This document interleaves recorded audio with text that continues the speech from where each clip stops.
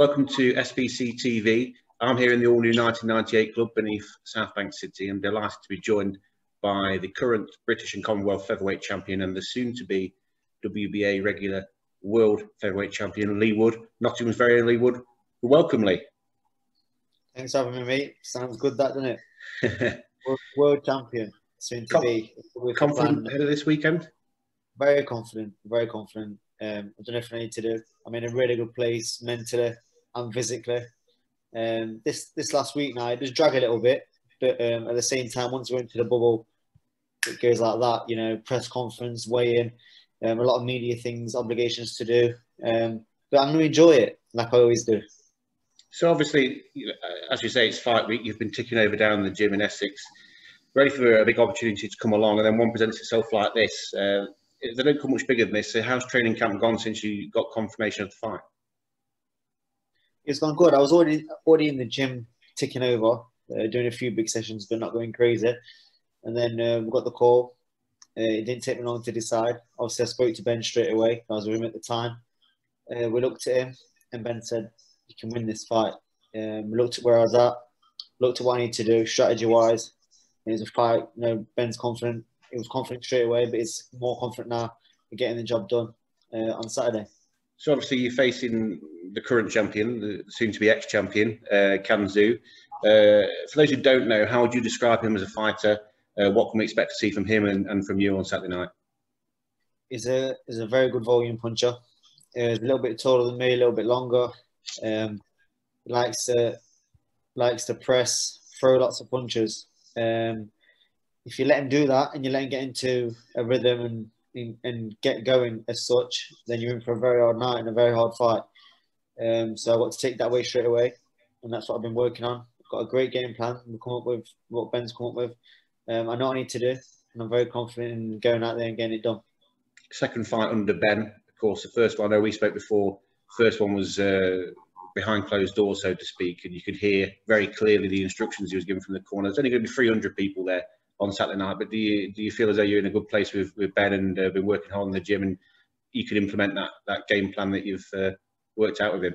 Absolutely. I mean, the British title fight, I've only been with Ben for 6 or 7 weeks, and it's not a long time really to get ready for a British title fight with someone you've already been with. So I had to like trust what he was saying. It was very frustrating at times. Everything was new. Fight week was new. Fight week with him was new. The routines different. So I was really out of my comfort zone and just had to basically put all my trust into Ben. But as you see on fight night, it worked, and it worked really well. Same this time. He's got a great game plan. I know what I need to do. I've been drilling it and drilling it and drilling it. In fact, I'll be drilling it more this week, so I won't have no time to switch off just yet. But yeah, like I said, more time I spent with Ben now out of camp as well. So we worked not just for that 6 weeks of that fight, but since that fight in February, I've been in and out of the gym. So yeah, it's just more time to bond and get used to his way of thinking, his way of boxing. Obviously, my last fight waited 20 years to win the British title, and when I did it, I looked around and there was no one there. So it's nice. There will be a few people there, and also after this time, I can go on holiday. I can go out and see people. I can socialise, come down your place, bring my friends, have something to eat, maybe a few drinks, so I can celebrate properly. Yeah, hopefully we're coming towards the end of all this now. I mean, like you say, it's been strange times for everyone, and you know, you had a highlight reel knockout last time. Got to be confident the same again, hopefully. Who knows? You know, these are questions he's got to answer on the night. You know, because in my opinion, I don't think he's boxed anyone that can punch like me. But on the other hand, I've not boxed anyone with his output. So who's pick and fight for the fans? But I know what I've got to do to take away his best attribute, and it's all down to him when I can take my power. I want to take you back to the beginning of your career, Leigh. Obviously, we all know what a big Forest fan you are, and by extension, a big football fan.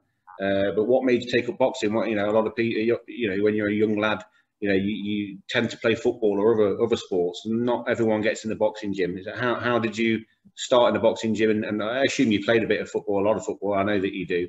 But you know, what got you into that? Who first took you there? What are your early memories of starting boxing, and what age did you start?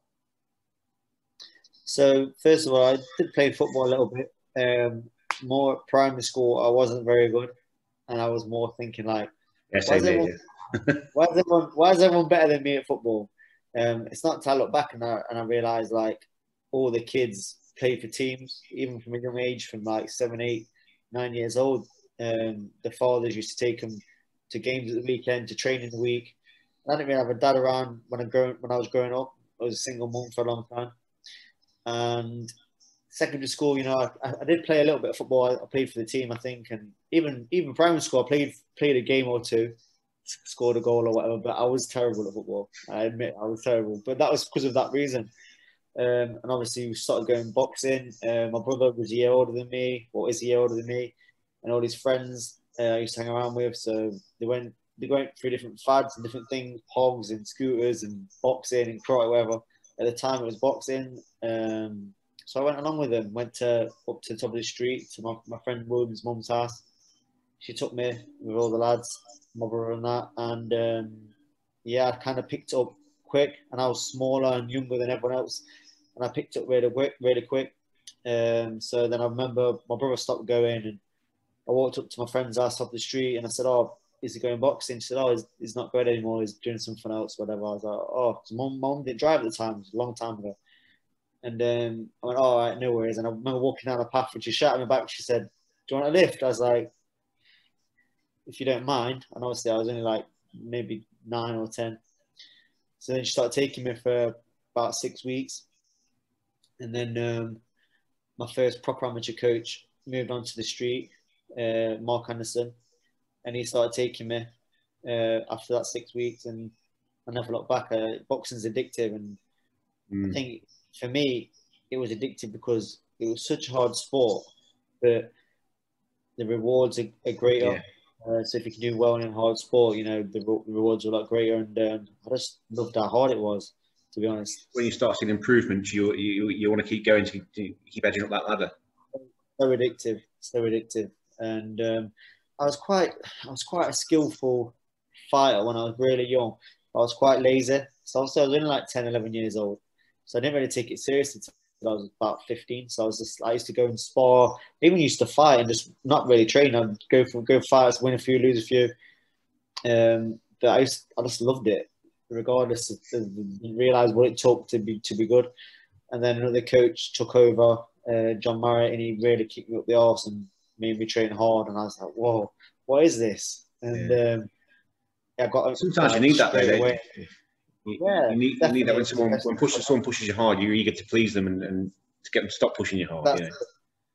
Well, that's it. And you know, he took over and he kicked up the arse. And from when he took over, I think it was less than 5 months later, I won the junior BAs and box for England straight away. So my talent and my hard work lined up, and I started excelling. Yeah, the rest is history. The rest is history. And then obviously you've gone forward into the pros. I mean, massive fight, of course, this weekend. International stays on DAZN, first Matchroom card in this country on DAZN, and fight camp. We spoke before, you and I, about your early days and when you turned professional, fighting in Clifton Leisure Centre and the likes. Any fond memories of those days? How, from a preparation point of view, does it change from those really early days fighting at your Clifton Leisure Centres and across the country in similar places to fighting in a fight of this magnitude? And also, do the nerves change? What's more nerve-wracking, very early on in your career, or you know, these big fights? It's like anything. The more you do it, the better you get. The better you get, the more experience you get. You get through the experience of not just making weight and fighting on the night, going for the nerves. So the more times you do it, it just becomes second nature. And so I think in earlier on fights, probably not even my pro, because like when you first turn pro, you know you're fighting people that you could probably rock up and beat without training. Not knocking anyone, but that's the kind of level where you have to start and to get experience. But you know, it's all about going through the experience of having a camp and fighting, making the weight, like I said. So you have to go through the middle of it all to get the experience of how to do it, how to make your weight, the camps, how hard it is, and then you step up every time. You can't just train like a world champion when you turn pro and expect to be able to do that. It takes time for your body to adapt, change, grow into the fighter that you are, and it takes a long time to do that. So I think nerves and stuff is natural to have. but you just kind of get used to it as well. Yeah. But this fight this weekend, obviously, previously mentioned, is at Fight Camp. There's only around 300 people in attendance. You've mentioned to me before about the great support you've had from the beginning of your career, from your friends and family and stuff who've come to all your fights. Presumably not many of them will be able to be there this Saturday. That's obviously not ideal for you when you're fighting for a world title. But any message for those fans who can't make it? Is there anything that you want to say to them? Or? Obviously, I'm gutted for the majority of all my fans that normally come. There's over 400, pushing on 500, even more when I box in Nottingham. I'm just gutted for them they can't make it, but I'll catch up with one after. And if you want to watch the fight, get down to South Bank or Born 1998, get there and watch it. I've got I think about 15 of my closest mates all got tables already. So, yeah, we had Owen was saying to me the other day, he had a phone call with a very special VIP who's coming to watch the fight with us on Saturday night, and I think it might have been your mother. Yeah, I think she's down there and all. I've got all my mates, Ross, Sam, Jack, all of them, they're all coming as well. So join the atmosphere there because it's going to be very lively. I must say, since we started pushing it, on social media last week when you helped us do that, the phone hasn't stopped ringing. So we have got a lot of people, your friends and family, but just Joe Blow public who've seen it and they want to come down here and support you and watch it. So it's going to be a great night. Obviously, we know you want to fight at the City Ground. Of course, after you win the world title this week, if you could pick your next fight, we know you want it to be at the City Ground, but if you could pick anyone to defend that title against or what have you, who would it be? Or do you just go with the flow? I think I'm just going to see what happens. Obviously, the week after me is Galahad Dickens for the IBF, which would make the winners an all British unification fight, which would just be massive. Mm-hmm. There's also other options. There's Navarrete's got the WBO, the Mexican. Everyone's avoiding him. We could bring him over to the City Ground, or depending on how it lines up, the ice arena, whatever. That is a strong option because I was going to chase that. I was going to chase that belt anyway. So we'll see. We'll see what happens. See what makes sense. See what's the biggest fight. And can't take my eyes off this weekend first. I've got to go out there and get a job done. I know. It's me that's looking past it. I know you're focused on this Saturday. I've just got full confidence that we're going to bring it back to Nottingham. So changing lanes slightly. Obviously, we previously mentioned it's been a difficult 18 months for the whole world. But obviously, from a sport point of view, I feel as though boxing is one of the sports that has got its act in order and managed to get elite level sport back on again. Thanks to certain promoters and what have you. But obviously, there is a lot of fights that aren't happening because of the pandemic, and obviously when you haven't got full capacities, there's not as much in the purse and things like that. And the whole world wanted to see Fury against AJ, which isn't going to happen at the moment. I personally don't think it's going to happen ever, but I mean, hopefully it will do. But putting your promoter's hat on, if you could pick, obviously aside from yourself fighting at the City Ground, if you could pick any fight, the best versus the best, the elite versus the elite in world of boxing, which fight would you put on if you were a promoter? What fight do you want to see? I think you just hit the nail on the head there. I think AJ Fury is the biggest fight in boxing at the minute. I think just because it not only brings in the boxing fans, it brings in the public, it brings in the casuals, it brings in a lot wider audience, and I think that is the biggest fight in boxing at the minute. Obviously, my friend who I live with, Josh Taylor, he's another one. For the boxing purists more, he's got every belt, every belt WBA. I thought he was great. I thought he was great on commentary the other night on the Joe Joyce card. I really on the punditry. I really enjoyed that. Who would you pick then? AJ or Fury? It's hard because one of them, isn't it? It's so tight. It all depends on how they approach it as well. It's not just who's the best, but if they both box at the best, I can't see any other win than Fury. Yeah. But if Fury approached it similar to the Wilder last fight, then it'd be near enough. I would pick Fury to get the winner of the line. Yeah, that was a masterclass last time. So finally, previously mentioned, obviously you're a big Forest fan. We all are at South Bank City too. The season's starting soon. what's your hopes and aspirations for this season? Is it on Saturday, the first game, is it? The first game is Sunday, the 8th of August, away at Coventry City.